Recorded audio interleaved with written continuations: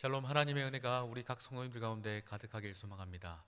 지속되는 코로나 사태 속에 있지만 여전히 하나님의 보호하심과 인도하심은 우리 성도님들의 각 가정 가운데 있음을 믿습니다.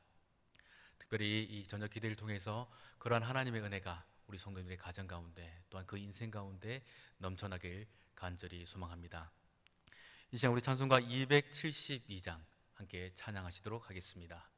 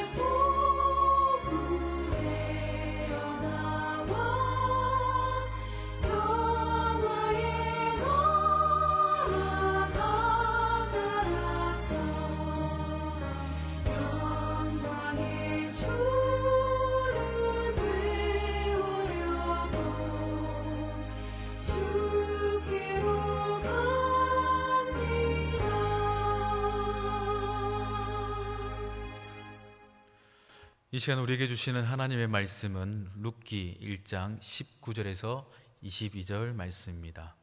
이 말씀을 봉독할 때 살아계신 하나님의 음성을 들으시길 바랍니다. 이에 그 두 사람이 베들레헴까지 갔더라. 베들레헴에 이를 때에 온 성읍이 그들로 말미암아 떠들며 이르기를 이가 나오미냐 하는지라. 나오미가 그들에게 이르되 나를 나오미라 부르지 말고 나를 마라라 부르라. 이는 전능자가 나를 심히 괴롭게 하셨음이니라. 내가 풍족하게 나아갔더니 여호와께서 내게 비어 돌아오게 하셨느니라. 여호와께서 나를 징벌하셨고 전능자가 나를 괴롭게 하셨거늘 너희가 어찌 나를 나오미라 부르느냐 하니라. 나오미가 모압 지방에서 그의 며느리 모압 여인 룻과 함께 돌아왔는데 그들이 보리 추수 시작할 때에 베들레헴에 이르렀더라. 아멘. 기독교의 변증가이자 작가인 C.S. 루이스는 이렇게 말합니다. 하나님은 우리의 즐거움 속에서 우리에게 속삭이시고 우리의 고통 속에서 분명히 말씀하신다. 고통은 기머거리 세상을 일깨우는 확성기다라고 말하겠습니다. 흔히 우리 그리스도인들은 고통에 대한 오해로 인해서 더욱 길고 큰 괴로움에 빠져들곤 합니다. 그러나 반대로 우리 그리스도인들이 각양의 모양으로 찾아오는 고통의 일들의 의미를 온전히 깨닫게 되어진다면 그 고통의 괴로움에서 그치지 않고 한층 더 성숙한 그리스도인의 모습으로 분명 나가게 하는 매개체가 될 것입니다.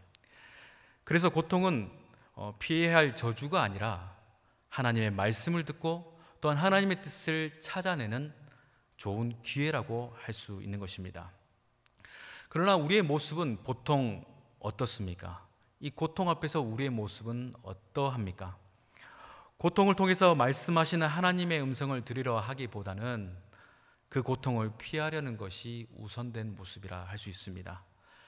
또 고통으로 인해 우리는 스스로 예측하기를 곧 탈진할 것이다, 그리고 쓰러질 것이며 또한 죽을 것이라 말을 합니다. 어떤 이들은 고통의 원인을 다른 데에서 찾으려고 또 합니다. 그러다 보니 이 사람 저 사람을 원망하기 시작합니다. 그리고 이전의 일들을 후회하며 극심한 자책을 하기도 합니다. 심지어 어떤 이들은 고통의 이러한 문제들을 그저 운명이니 하며 자포자기한 상태로 빠져들어가 버립니다. 우리가 분명히 알아야 될 것은 고통의 문제에 대한 갈등, 괴로움, 절망은 우리 원수마귀 사탄에게 시간을 내어주는 것과 똑같다 할 수 있습니다. 사단이 마음껏 우리의 심령을 어지럽히고 괴롭히고 파괴하도록 방치해 두는 것과 다르지 않다라는 것입니다. 우리는 사탄이 우리의 삶에 그리고 우리의 신앙을 어찌하지 못하도록 우리는 틈을 주지 않아야 함을 꼭 기억하시길 바랍니다. 그러므로 우리 그리스도인들은 꼭 기억해야 될 사실이 있다면 그것은 하나님은 여전히 우리를 사랑하고 계신다는 것입니다. 그 하나님의 사랑은 무능하거나 수동적이지 않습니다. 굉장히 치밀하고 분명하며 적극적이며 능력이 충만하여서 마침내 우리를 참된 하나님의 뜻이 무엇인지 깨닫도록 하게 한다는 것입니다. 이러한 사실을 우리 모두가 확신한다면 죄악으로 인해 탈선한 자기 자신일지라도 하나님은 우리의 인생에 찾아오셔서 우리를 설득하시고 길을 내어 인도하심으로 말미암아 마침내 우리가 그 하나님의 은혜가 무엇인지를 고백하는 인생들로 성숙하게 한다는 것, 성장하게 한다는 것을 꼭 기억하시기를 바랍니다. 그리고 우리는 시편 119편 71절의 말씀과 같이 선포할 수 있을 것입니다. 고난당한 것이 내게 유익히라. 이로 말미암아 내가 주의 율례들을 배우게 되었나이다. 아멘. 이 말씀을 듣는 어떤 가정은 지금 감당할 수 없는 고통 속에 있을지 모릅니다. 그러나 하나님이 인도하여 내시는 그 길에 있음을 또한 확신하시기를 바랍니다. 그러므로 우리가 직면하는 이 고통의 벽, 이 어려움, 이 괴로움이 내게 유익임을 인정하면서 또한 눈앞에 있는 이 고통의 벽을 어떤 믿음으로 이겨낼 것인가, 어떤 믿음으로 넘어설 것인가에 대해서 함께 알아보고자 합니다. 이국 땅에서 남편과 두 아들을 잃어버린, 그리고 모든 가산을 잃어버린 나오미의 모습을 통해서 그 해답을 찾고자 합니다. 먼저는 어떤 믿음이 있어야 합니까? 고통을 피하지 말고 직면하는 믿음이 있어야 됩니다. 우리 본문 20절 함께 보도록 하겠습니다. 나오미가 그들에게 이르되 나를 나오미라 부르지 말고 나를 마라라 부르라. 이는 전능자가 나를 심히 괴롭게 하셨음이니라. 고통이 찾아올 때 사람들은 보편적인 반응이 어떻습니까? 고통의 일들을 부정하거나 아니면 가능한 한 빨리 피하고 싶어 합니다. 그런데 나오미는 이 고통을 피하지 않았습니다. 아니, 오히려 고통을 직면했습니다. 나오미는 자신의 고통이 사주팔자나 혹은 운명이나 하는 이런 문제로 이해하지 않았습니다. 자신의 고통이 전능하신 하나님께로부터 온 것임을 인정하며 겸허하게 받아들였습니다. 이러한 나오미는 자신을 어떻게 이야기합니까?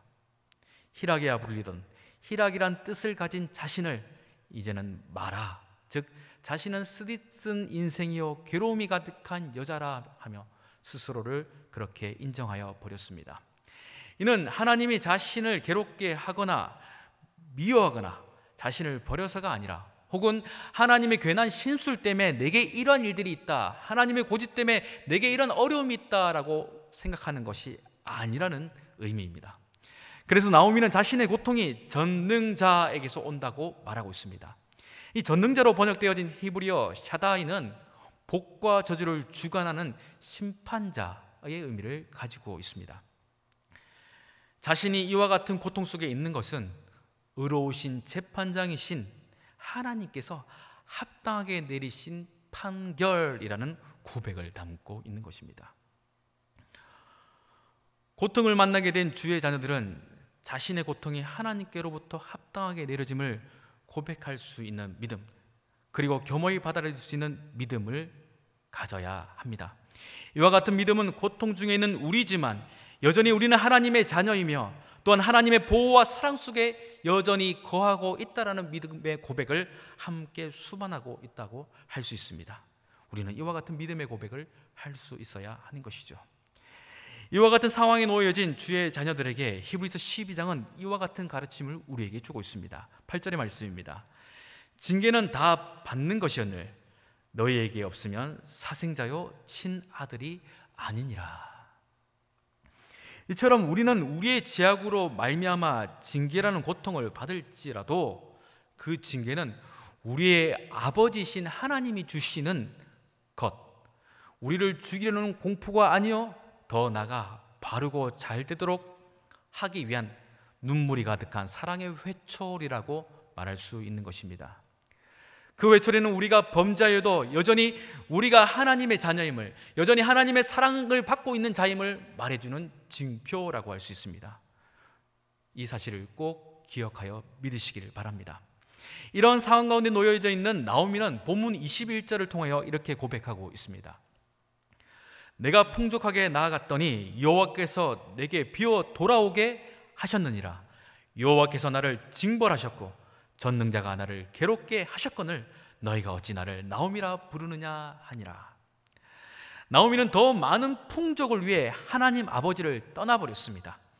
하나님 아버지는 우리의 모든 것을 비워버리게 하시고 다시 또한 돌아오게 하셨음을 아울러 고백하고 있습니다. 그러니 자신의 인생이 비워짐으로 고통당하는 것은 하나님 입장에서는, 그리고 또한 그 하나님 앞에 선 자기 자신에게 있어서는 너무나도 당연한 마땅한 일이라 고백하는 것입니다. 그래서 자신의 인생을 희락이 아닌 고통, 괴로움이 되는 것을 거절하거나 부정하지 않고 오히려 직면하였고 순순히 받아들였다는 것입니다. 하나님의 자녀된 저와 여러분들이 지금 시간 고통 가운데 있습니까? 고통을 마주하고 있습니까? 그 고통을 피하지 마시고 직면하시길 바랍니다. 피하는 것은 결코 해결책이 될 수 없습니다. 안타까움이 있고 억울함이 있으며 분노가 있을지라도 그것들로 시간들을 허비하시지 않으시길 바랍니다.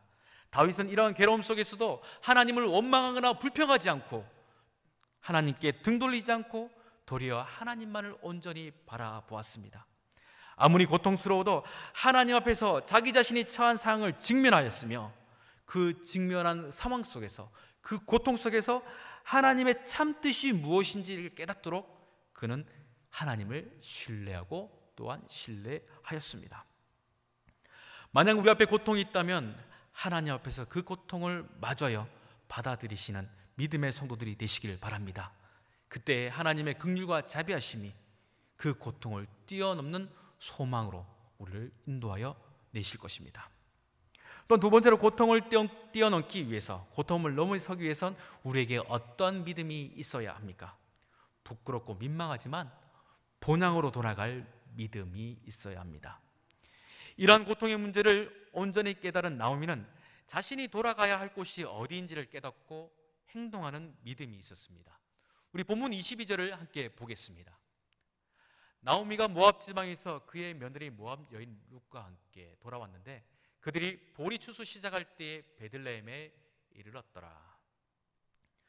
모든 것이 사라져서 이전의 명성이나 자랑도 다 사라지고 모압 땅을 떠나 다른 곳으로 피하여 도망간 것이 아니라 자기 자신의 고향으로 돌아간 것입니다.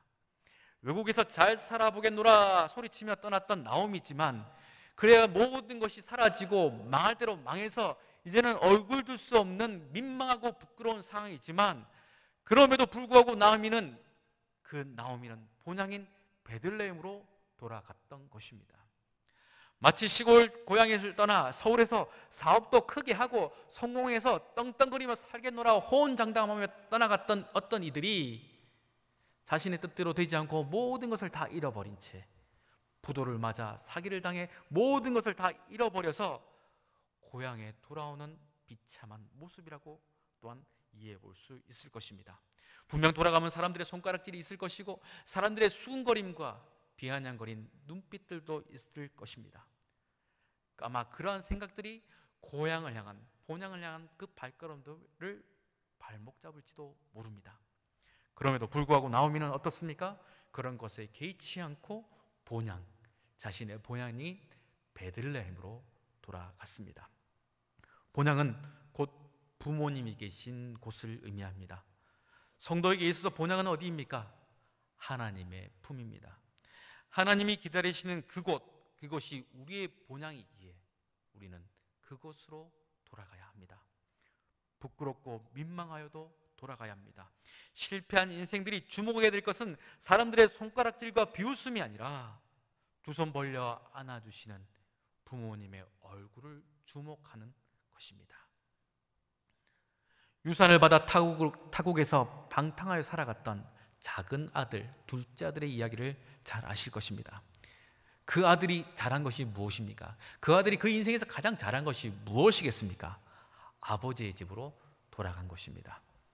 아버지의 집에서 종으로 살아도 좋으니 돌아가겠다라는 다짐이 그의 인생에 있어 가장 잘한 선택이요 가장 지혜로운 행동이라고 할 수 있습니다. 방탕하여 떠나갔던 둘째 아들을 발견한 아버지는 어떻게 합니까? 우리가 잘 알듯이 그 아들을 꼭 안아주며 입 맞추며 이렇게 말합니다. 누가복음 15장은 이렇게 이야기합니다. 이 내 아들은 죽었다가 다시 살아났으며 내가 잃었다가 다시 얻었노라 하니 그들이 즐거워하더라. 하나님의 자녀된 저와 여러분들이 본향, 즉 내 아버지의 집, 우리의 아버지의 집으로 돌아가는 것은 죽었던 저와 여러분들이, 망해버린 저와 여러분들이 다시 살아나는 유일한 길이요 방법임을 믿으시기를 바랍니다. 본향인 베들레헴으로 돌아간 나오미를 바라보시며 하나님은 분명 이렇게 말씀하셨을 것입니다. 죽었던 내 딸 나오미가 다시 살아났도다. 잃어버린 내 딸 나오미를 내가 다시 얻었도다 하시며 크게 기뻐하며 외치실 것입니다. 지금 고통 중에 계신 성도님이 계십니까? 지금 인생이 나오미와 같이 스스로 말하다, 내 인생은 마라와 같다라고 말하실 성도님들이 계십니까? 그럼에도 불구하고 잊지 않으시길, 저와 여러분들은 여전히 하나님의 자녀입니다. 하나님은 우리의 인생 가운데 때로는 고통이라는 사랑의 회초리를 드실지라도 하나님은 여전히 저와 여러분들을 사랑하시며 감찰하시며 인도하신다는 사실을 잊지 않으시기를 바랍니다. 때로는 그 고통이라는 회초리가 우리의 마음속에, 우리의 심장 가운데, 우리의 삶에 감당할 수 없을 만큼 크나큰 고통으로 찾아와 우리로 하여금 절망하게 한다 할지라도 하나님 품으로 돌아가는 것, 아버지 품으로 돌아가는 것, 아버지의 마음을 더욱더 헤아려 이해하는 것이 가장 지혜로운 성도의 모습임을 꼭 기억하시길 바랍니다. 보리 추수 때의 본향 베들레헴으로 돌아간 나오미를 먹이시고 보아스라는 친척을 통하여서 나오미의 인생을 칭송받는 인생으로 하나님은 바꾸어 주십니다.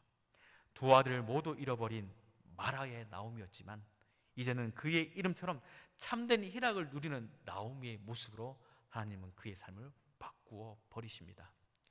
보아스와 룻 사이에 태어난 아들을 통해서 사람들은 나오미의 인생을 이렇게 말합니다.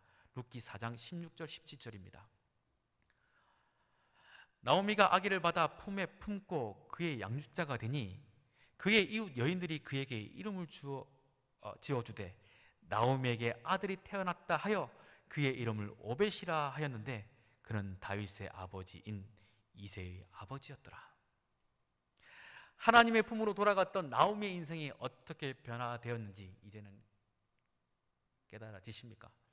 하나님의 품으로 돌아갔던 마라와 같은 인생 가운데 있었던 나오미라 할지라도 하나님의 품으로 돌아가는 그 순간 하나님은 그의 인생이 더 이상은 쓴 인생이 아니라 복된 인생이요 참된 희락의 인생으로 하나님은 그의 삶을 바꾸어 주셨습니다. 복이 없던 인생이 복이 있게 하시고 은혜와 멀어졌던 인생이 은혜와 가까운 인생이 되게 하심으로 말미암아 나오미는 그 어떤 여인들보다 또한 칭송받는 여인, 복된 여인으로 그의 삶을 마무리할 수 있게 되어졌습니다. 고통 중에 나오미와 같은 삶이라 할지라도 여전히 우리를 맞아주시는, 우리를 사랑하시는 하나님을 바라보시면서 하나님의 품으로 돌아가 참된 희락의 인생이 되시를 믿음의 성도 되시길 주의 이름으로 간절히 축원합니다. 기도하겠습니다. 사랑과 은혜가 풍성하신 좋으신 하나님, 지금 우리 인생이 마라와 같습니다.